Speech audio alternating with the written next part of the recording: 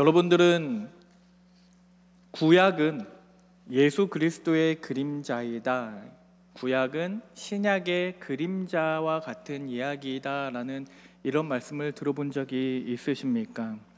이 구약이든 신약이든 모든 성경은 예수 그리스도에 대한 말씀인데, 이 신약이라는 것을 보면 이 예수님께서 이 땅에 오셨기 때문에 우리가 실체를, 그 예수님을 우리가 눈으로 볼 수 있는 반면에, 이 구약에서는 아직 예수님께서 오지 않으셨기 때문에 이 마치 예수님의 그림자처럼 그 희미한 형태를 보여주고 있는 말씀이 이 신약과 구약의 말씀입니다.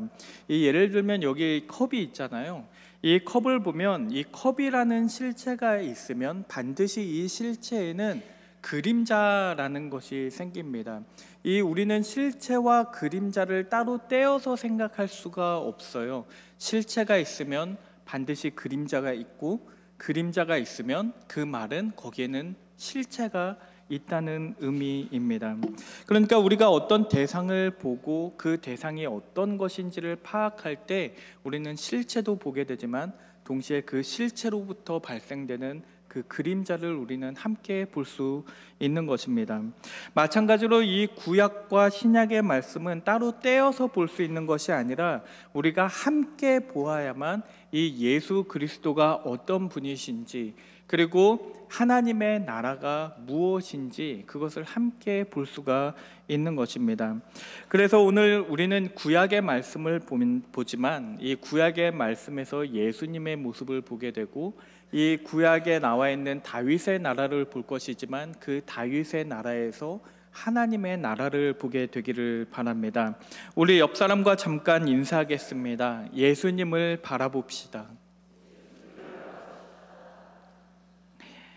이 오늘 본문의 말씀, 이 사무엘하 9장의 말씀인데요. 이 사무엘하 9장은 다윗이 이제 드디어 왕이 됐어요. 왕이 되고 나서 모든 정권을 다 다스리게 된 다음에 각 요지에 자기의 사람들을 다 앉히고 이 다윗 왕국이 완전히 안정을 된 후에 첫 번째 발생하는 사건입니다. 여기에는 무비보셋이라는 인물이 등장을 하는데, 이 무비보셋이라는 사람이 누구냐면요, 이 다윗의 가장 친한 친구였던 요나단의 아들입니다. 이 요나단의 아들이라고 하면은 우리가 굉장히 다윗한테는 친숙한 사람이겠구나라고 생각할 수 있겠지만, 이 요나단의 아들이라는 말은 동시에 사울의 손자라는 말이기도 합니다. 그러니까 이 사울이라는 것은 다윗이 평생 동안 대적으로 살았던 사람이니까 이 무비보셋이라는 사람이 마냥 그렇게 다윗에게 친숙한 사람은 아니었을 것이라는 것을 우리가 알 수 있습니다. 다윗이 왕이 되기 전까지는 이 사울이 왕이었잖아요. 이스라엘의 사울이 왕이었기 때문에 이 무비보셋이라는 인물이 그냥 평탄하게 살았으면 어떻게 됐겠습니까? 그냥 아무 사건 사고 없이 그냥 살았다면 이 사울의 뒤를 이어서 요나단이 왕이 됐을 것이고, 그 다음에는 이 무비보셋이 왕이 될 것이었습니다. 그런데 그렇게 이 사람의 인생이 평탄하지를 않아요. 이 어느 날 갑자기 이스라엘이 블레셋과 전쟁을 하는데 사고가 터집니다. 이 사무엘하 4장 4절에 보면 이렇게 기록이 되어 있어요. 사울의 아들 요나단에게 다리 저는 아들 하나가 있었으니 이름은 무비보셋이라. 전에 사울과 요나단이 죽은 소식이 이스라엘에서 올 때에 그의 나이가 5살이었는데 그 유모가 안고 도망할 때 급히 도망하다가 아이가 떨어져 절게 되었더라 라고 이렇게 기록이 되어 있습니다. 그러니까 불과 5살이었을 때예요. 아주 어렸을 때잖아요. 아주 어렸을 때, 무비보셋이 5살일 때 어느 날 갑자기 아버지를 잃습니다. 그리고 아버지만 잃었을 뿐만 아니라 같은 날 동시에 할아버지 사울도 잃게 됩니다. 그러니까 그 어린 나이에 같은 날 아버지와 할아버지를 동시에 잃는다는 것이 얼마나 이 아이에게 큰 불행이었는지 모릅니다. 그런데 설상가상으로 그 소식을 듣고 유모가 이 무비보셋을 안고 도망가다가 이 떨어뜨려 가지고 이 아이가 두 다리를 다 절게 됩니다. 그러니까 이 무비보셋에게는요, 이 하루 동안에 정말 이 하루가 정말 중요한 날이었어요. 이 하루 동안에 무비보셋이 그동안 가지고 있던 모든 것들을 다 잃어버립니다. 할아버지도 잃어버리고 아버지도 잃어버리고 그날 이 사울의 형제였던 사람들, 자기의 삼촌인 사람들 다 그날 죽었기 때문에 그는 더 이상 왕족이라고 주장할 수가 없게 되었고 아무것도 가지지 못한 채 이 날부터 굉장히 비참한 인생을 살아가게 됩니다. 어쩌면 이 무비보셋이라는 이름 안에 이 사람의 인생이 어떤 것인지를 암시하고 있었는지도 모릅니다. 이 무비보셋이라는 이름에서 보셋이라는 말의 의미는 수치, 부끄러움이라는 그런 뜻입니다. 그러니까 마치 자기 이름이 뜻하는 것처럼 왕의 자손으로 그렇게 영광스럽게 살아갔던 것이 아니라 저 어두운 곳에서 모든 것을 다 잃어버린 채 그렇게 비참하게 하루하루를 살아가고 있습니다. 이 사람이 얼마나 비참한 인생을 살고 있었는지, 얼마나 별 볼 일 없는 인생을 살고 있었는지를 알 수 있는 것들이 이 본문 말씀엔 곳곳에서 나타나고 있습니다. 사무엘하 9장 5절 말씀을 보면 이 무비보셋이 어디에서 살고 있다고 되어 있냐면 이 로드발이라는 곳에서 살고 있다고 되어 있어요. 이 로드발이라는 것은 사람 이름이 아니고요, 지역 이름입니다. 지역 이름인데 이 로드발이라는 말 안에 이 뜻이 있어요. 근데 로드발이라는 말이 무슨 뜻이냐면 풀이 없다, 목초가 자라지 않는 곳이다 라는 의미가 있습니다. 그러니까 이 로드발이라는 지역에서 살고 있는 것만 봐도 이 지역이 얼마나 황폐한 땅인지, 얼마나 생명이 살고 있지 않은 그런 황량한 곳인지를 우리가 볼 수가 있습니다. 마치 그의 인생을 보는 것 같아요. 그의 인생을 보는 것처럼 거기에는 생명력이 없고 아무것도 나지 않는 그런 땅에서 살아가고 있습니다. 게다가 이 말씀을 잘 읽어보면 그 황량한 땅 로드발에서 살고 있는데 마길의 집에서 살고 있었다라고 되어 있습니다. 그러니까 마길의 집에 살고 있다는 말은 다시 말하면요, 자기 집도 없었다는 의미입니다. 이 사울의 손자, 왕족으로 태어났음에도 불구하고 자기의 소유를 아무것도 가지지 않고 다 빼앗겨 버렸기 때문에 이 사람은 마길이라는 사람의 집에서 얹혀 살아갈 수밖에는 없었던 것입니다. 그러니까 이 무비보셋이라는 사람을 이야기하자면 사울의 손자이면서 요나단의 아들이었기도 했지만 결국에 이 사람은 재산도 없고 능력도 없고 인맥도 없습니다. 아무것도 가진 게 없는 사람이에요. 원래 몰락한 왕족이라는 것, 이 당시에 몰락한 왕족이라는 것은 일반인만도 못한 인생을 살게 되기 마련입니다. 왜냐하면 언제 쥐도 새도 모르게 그냥 목숨을 잃게 될지 모르는 그런 인생이기 때문입니다. 당시에 메소포타미아 그 동시대에 있었던 이야기들을, 문서들을 읽어보면 당시에 새로운 왕이 권력을 잡게 되면 반란을 일으킬 가능성이 있거나 이전 세력의 잔당들을 죽이는 것은 그 당시에는 너무나 상식적인 일이었고 당연한 일이었다는 것을 알 수 있습니다. 굉장히 빈번하게 이 숙청했다는 기록들이 남아 있습니다. 성경에도 그 기록이 남아 있는데 열왕기상 15장 29절을 보면 이 바하사라는 사람이 왕이 되었을 때 그 전에 왕이었던 여로보암의 온 집을 쳐서 생명 있는 자를 한 사람도 남기지 아니하고 다 멸하였다라고 되어 있습니다. 우리나라도 이렇게 왕한테 역적으로 몰리게 되면 삼족을 멸한다고 그렇게 말하지 않습니까? 그러니까 이 무비보셋이라는 인물은 가진 것도 없어요. 아무것도 가진 것도 없고 다 잃어버렸는데 그냥 그렇게 비참하게만 살아가는 것도 아니고 거기보다 더 심하게 항상 생명의 위협을 느끼면서 불안에 떨면서 살아가야만 했습니다. 그래서 그가 얼마나 자기의 인생을 비참하다고 생각을 했으면 자기 자신을 뭐라고 이야기를 하냐면 사무엘하 9장 8절에서 이 자기 자신을 죽은 개라고 그렇게 표현을 합니다. 잠깐 띄워주시면 좋을 것 같아요. 사무엘하 9장 8절 말씀입니다. 여기 보면 그가 절하여 이르되 이 종이 무엇이기에 왕께서 죽은 개 같은 나를 돌보시나이까 라고 그렇게 말하고 있습니다. 그러니까 아직 죽지 않았어요. 아직 죽지 않고 살아있는데 자기 자신을 죽은 개와 같다고 그렇게 말을 합니다.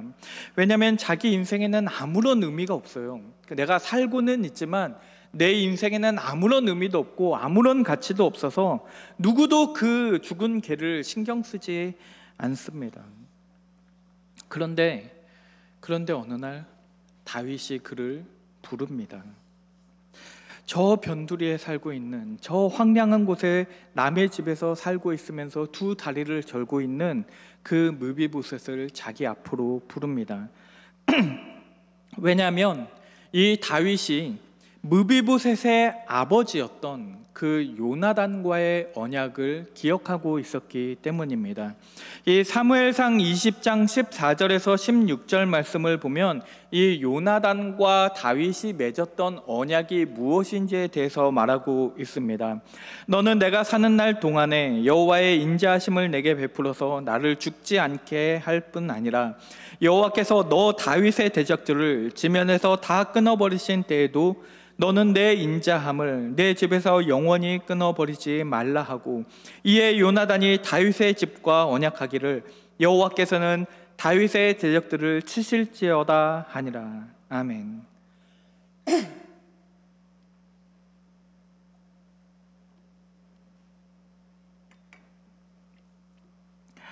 그러니까 이 언약을 보면요, 이 요나단이라는 인물이 정말로 대단합니다. 생각을 한번 해보세요. 이 요나단이라는 인물은요, 다윗을 도와주면 안 되는 사람입니다. 원래 가만히 있으면 자기가 왕이 될 사람이기 때문에 이 왕의 경쟁자였던 다윗을 가장 미워해야 하고 가장 경계해야만 하는 사람이 바로 이 요나단이라는 사람입니다.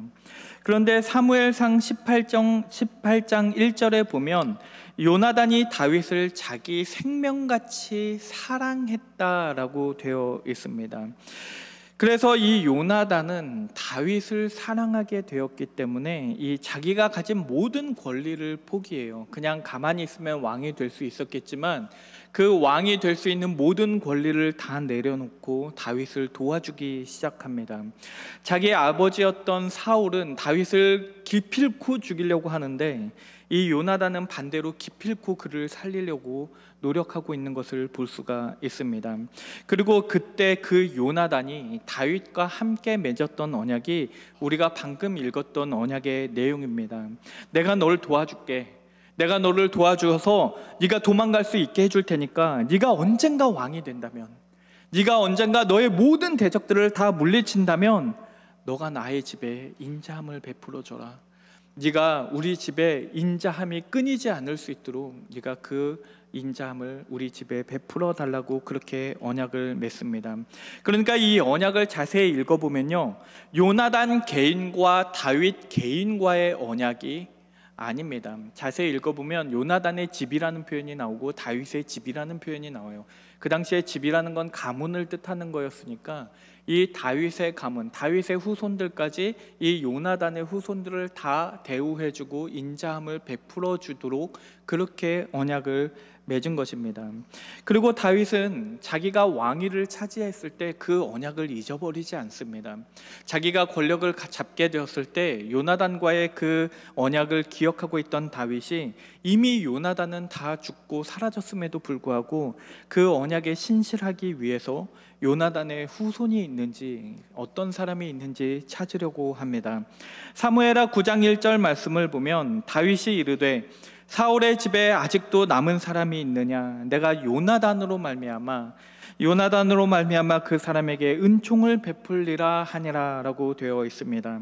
그러니까 요나단과 내가 언약을 맺었기 때문에 내가 그와 약속했던 것처럼 내가 요나단의 자녀에게 인자함을, 내가 은총을 베풀기 위해서 그 후손이 있는지를 찾습니다.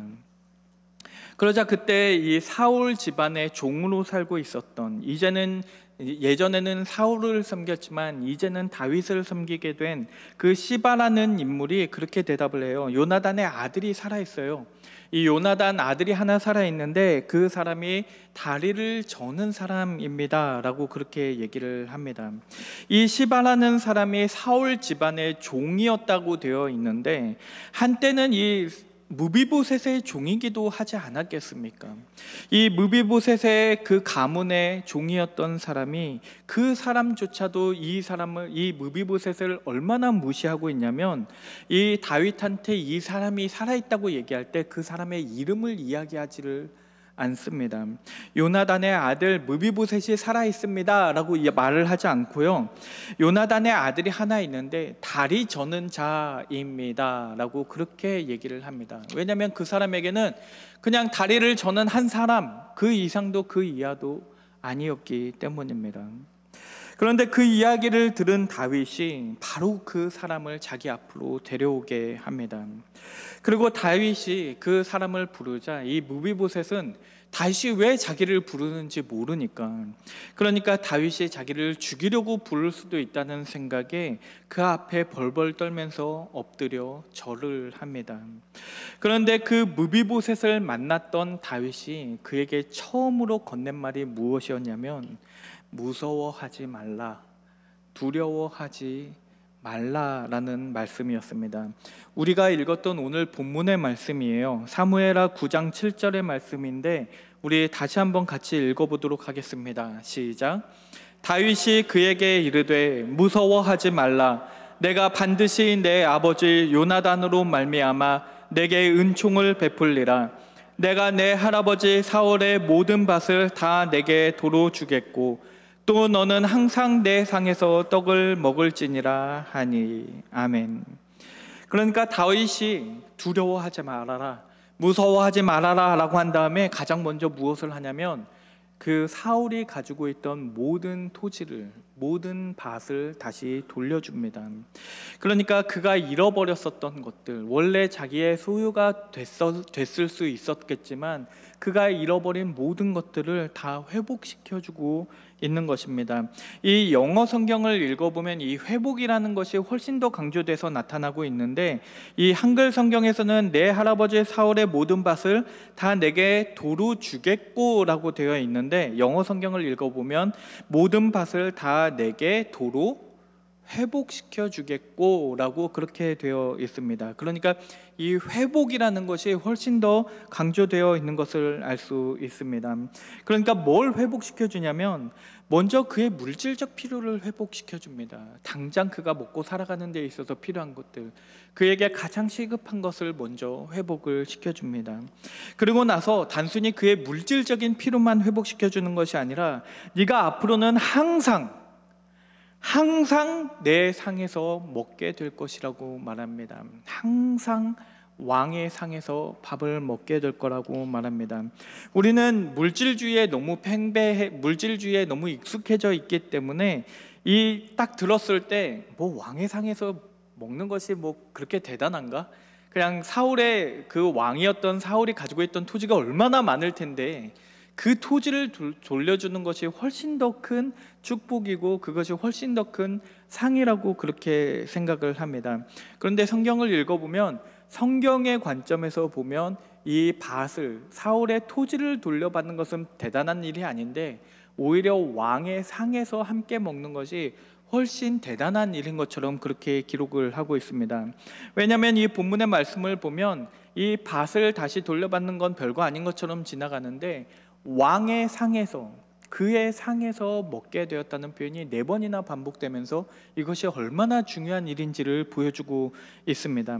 왜냐하면 왕의 상에서 밥을 먹는다는 것은 단순히 그냥 밥을 먹는 것을 의미하는 것이 아니라, 이 사울 가문으로서 살아가고 있던 그가 모든 멸시와 위협으로부터 안전하게 되었음을, 모든 위협으로부터 해방되었음을 보여주는 것이기 때문입니다.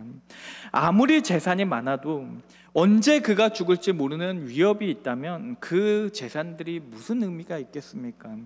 그렇지만 다윗이 그를 왕의 상에서 먹게 하였기 때문에 그 누구도 무비보셋을 함부로 대할 수 없고 그를 위협할 수 없게 된 것입니다. 그래서 먼 훗날에 무비보셋이 기억할 때 다윗에게 내가 당신의 은혜를 받았습니다라고 얘기할 때 내가 밭을 돌려받았습니다라고 얘기를 하지 않고요, 왕의 상에서 먹게 되었습니다라고 이야기하는 걸 볼 수 있습니다. 사무엘하 19장 28절의 말씀인데 아주 나중에 다시 무비보셋이 다윗을 만났을 때 하는 말이에요. 내 아버지의 온 집이 내 주 왕 앞에서는 다만 죽을 사람이 되지 아니하였나이까. 그러나 종을 왕의 상에서 음식 먹는 자 가운데에 두셨사오니 내게 아직 무슨 공의가 있어서 다시 왕께 부르짖을 수 있사오리까 하니라. 이렇게 되어 있습니다. 그러니까 이 말이 뭐냐면 나는 원래 죽을 사람이었어요. 나는 그냥 가만히 내버려 두셨으면 죽을 수밖에 없는 사람이었는데 왕께서 나를 그의 상에서 먹게 하셨사오니 그렇기 때문에 내가 지금까지 여기까지 올 수 있었습니다. 내가 지금까지 살아있을 수 있었습니다라고 그렇게 고백하고 있는 것입니다. 그러니까 왕의 상에서 밥을 먹게 했다는 것은 단순히 좋은 음식을 대접해 주었다는 것을 넘어서서 왕이 그를 보호한다, 그 왕이 그의 안전을 보장하고 있다는 것을 보여주는 것입니다. 그런데 다윗이요, 여기서 멈추지 않아요. 여기서 한 발자국 더 나아가서 더 큰 은혜를 베풉니다. 사무엘하 9장 11절 말씀을 보면 시바가 왕께 이르되 내 주 왕께서 모든 일을 종에게 명령하신 대로 종이 준행하겠나이다 하니라. 무비보셋은 왕자 중 하나처럼 왕의 상에서 먹으니라 라고 되어 있습니다. 그러니까 단순히 왕의 식탁에서 식사를 하였을 뿐만 아니라 왕자 중 하나처럼 마치 다윗의 자녀인 것처럼 그렇게 식사를 했다고 되어 있습니다. 이 은혜는요, 다윗이 베풀 필요가 없는 은혜입니다. 아무리 다윗이 무비보셋에게 잘해준다고 해도, 그 은혜를 베푼다고 해도 이미 다윗은 충분한 은혜를 베풀었어요. 사울이 가지고 있던 그 토지를 다 돌려줬고 그를 이제 안전하게 지켜주면서 그를 왕의 상에서 먹게 했다면 이미 그것만으로도 충분한 은혜입니다. 그런데 다윗은 거기서 더 나아가서 그를 마치 자기의 자녀처럼 여기고 있습니다. 이것이 왜 대단한 일이냐면 한번 생각을 해보세요. 이 무비보셋이 원래는 누구의 자손입니까? 원래는 사울의 자손이에요. 그런데 이제 사울의 자손으로 살아가는 것이 아니라 마치 다윗의 자손인 것처럼 그렇게 살아갈 수 있게 만들어준 것입니다. 그리고 이 모든 은혜 뒤에는 요나단이라는 인물이 있습니다. 다윗이 요나단과 언약을 맺었기 때문에, 다윗이 이 요나단이라는 인물을 너무나 사랑했기 때문에 이 다윗은 무비보셋에게 이 사랑과 은혜를 베풀고 있는 것입니다. 다윗이 무비보셋을 보았을 때 그가 누구를 보았겠습니까? 다윗은 무비보셋을 처음 만났을 때 그에게서 사울을 보았던 것이 아니라 요나단을 보았습니다. 그렇기 때문에 두 발을 절면서 나와서 자기 앞에 무릎을 꿇고 벌벌 떨고 있는 그를 보았을 때 다윗은 그에게 긍휼함을 느꼈습니다. 그래서 요나단을 사랑했던 것처럼 그에게 동일한 사랑을 베풀고 요나단에게 은혜를 베푸는 것처럼 그에게 동일한 은혜를 베풉니다. 왜냐하면 다윗의 눈에는 무비보셋이 있는데 무비보셋이 보이는 것도 아니고 사울이 보이는 것도 아니고 요나단이 보였기 때문입니다. 다윗은 이 무비보셋 위에 이 요나단을 덮어서 그것을 겹쳐서 보고 있었던 것입니다. 그래서 다윗은 그의 모든 것을 회복시키고 그를 왕의 상에서 먹게 하였을 뿐만 아니라 그를 자기의 자녀처럼 여겼습니다. 그래서 더 이상 변두리에 있는 그 황폐한 땅이었던 로드발에 살아가는 것이 아니라 이제는 예루살렘에서 다윗과 함께 살아가도록 만듭니다. 오늘 사무엘하 9장의 마지막 절인 13절을 보면 무비보셋이 항상 왕의 상에서 먹음으로 이제는 로드발이 아니라 예루살렘에서 사니라. 그는 두 발을 다 절더라 라고 되어 있습니다. 그러니까 이 말씀을 읽어보면요, 이 무비보셋은 모든 걸 이제 회복됐어요. 모든 것이 다 회복됩니다. 재산도 회복됐고 명예도 회복됐고 모든 것이 다 회복되었는데 그럼에도 불구하고 회복되지 않는 것이 있어요. 그는 여전히 두 발을 절더라라고 되어 있습니다. 왜냐하면 이것만큼은, 이 두 발을 저는 것만큼은 다윗도 회복시킬 수 있는 것이 아니기 때문입니다. 그것은 언젠가 다윗의 후손으로 오게 되실 예수 그리스도가 오시기 전까지는, 그 실체가 나타나기 전까지 이 앉은 자를 일으키시는 역사는 일어날 수 없었기 때문입니다. 그러니까 이 구약의 말씀은 한계를 가지고 있는 말씀입니다. 완전히 완성될 수 없는 회복이에요. 그렇지만 오늘 우리는 이 말씀을 통해서 적어도 이 예수님이 우리에게 베푸신 은혜가 무엇이고 이 다윗의 나라를 바라보면서 하나님의 나라가 어떤 곳인지를 우리가 볼 수 있는 것입니다.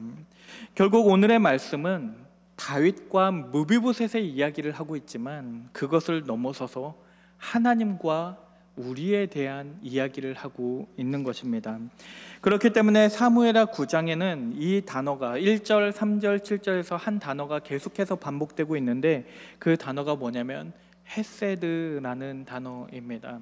여러분들도 너무나 잘 알고 있다시피 하나님께서 우리를 사랑하셨다, 우리를 변치 않는 사랑으로 사랑하신다라고 얘기할 때 가장 많이 쓰는 표현이 바로 이 헤세드라는 단어입니다.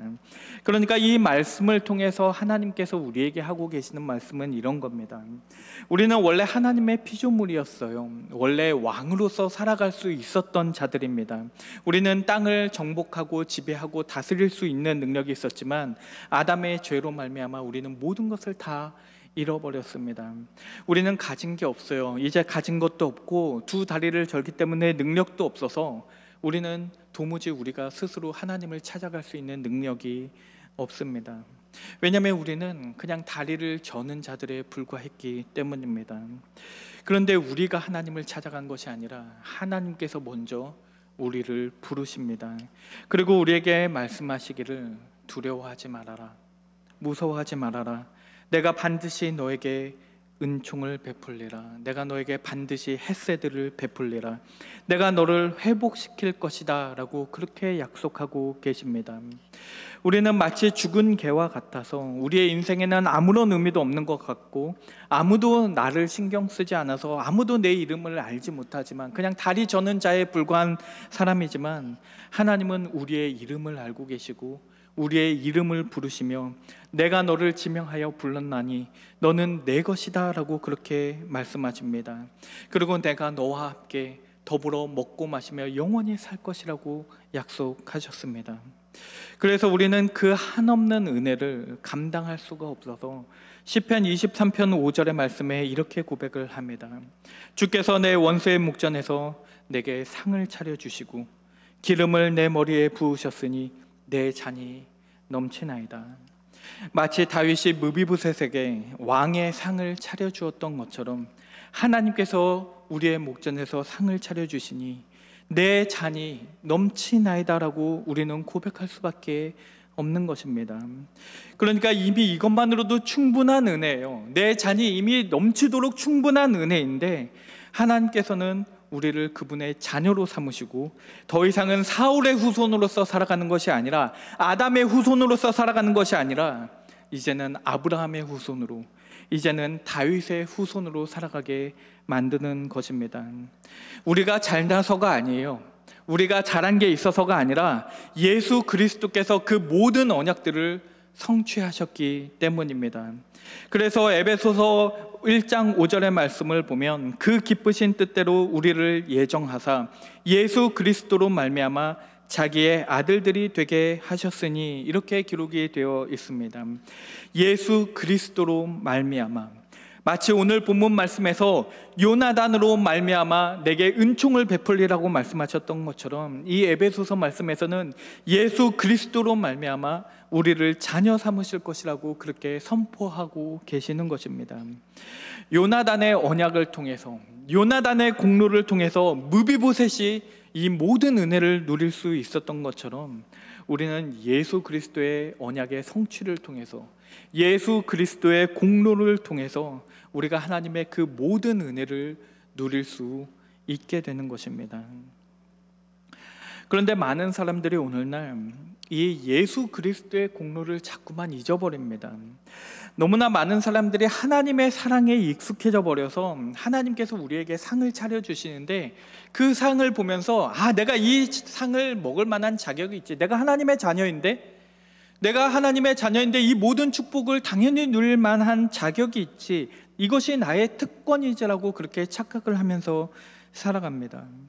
내가 이전에 어떤 사람이었는지, 내가 원래 어디에서 살고 있던 사람이었고, 내가 어떤 인생을 살고 있었던 사람인지 우리는 자꾸 잊어버리기 때문에, 그렇기 때문에 우리는 더 많은 것을 원하고 더 많은 것을 받았음에도 그것에 만족하지 못하면서 살아갑니다. 내가 하나님의 자녀가 되었고 내가 하나님의 은혜를 누릴 수 있는 이유는 내가 잘해서가 아니라, 그것이 나의 특권이어서가 아니라 오직 예수 그리스도의 공로가 있기 때문입니다. 예수님께서 이루신 그 언약이 없었다면 우리는 결코 하나님의 은혜를 받을 수 없습니다. 왜냐하면 우리는 그저 다리 저는 자에 불과하기 때문입니다. 그러나 우리는 다리를 절고 있어도 예수 그리스도가 우리와 함께 계시기 때문에 하나님은 우리를 보실 때 우리를 보시는 것이 아니라 우리 위에 덮여 있는 예수 그리스도를 보십니다. 마치 다윗이 무비보셋을 보았던 것이 아니라 그의 모습에서 요나단을 보았던 것처럼 하나님께서는 우리를 보시는 것이 아니라 그 예수 그리스도를 보시기 때문에, 그의 옷을 입고 있는 우리의 모습을 보기 때문에 그 예수 그리스도를 사랑하시는 그 사랑으로 우리를 사랑하고 계시는 것입니다. 오늘 본문의 말씀을 통해서 여러분들이 하나님의 은혜가 무엇인지를 깨닫게 되시기를 바랍니다. 그리고 그 모든 나에게 주어진 그 은혜들이 그냥 주어진 것이 아니라 예수 그리스도 때문이라는 것을, 예수 그리스도의 공로가 있었기 때문이라는 것을 잊지 마시기 바랍니다. 우리가 일상의 모든 삶 가운데서 하나님의 은혜를 느낄 때마다, 하나님의 은혜를 경험할 때마다 그 모든 은혜의 근거가 되시는 예수 그리스도에게 영광을 돌리고 그에게 감사하며 살게 되시기를, 그런 새하늘교회 성도님 되시기를 주의 이름으로 축원합니다. 우리 기도하겠습니다.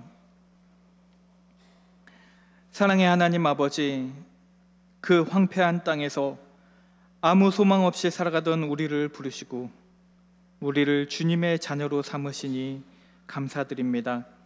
이제 우리가 주님의 공로에 힘입어서 하나님 앞에 담대히 나아가오니 주님의 의로 우리를 옷 입혀 주시옵소서. 예수님의 이름으로 기도드립니다. 아멘.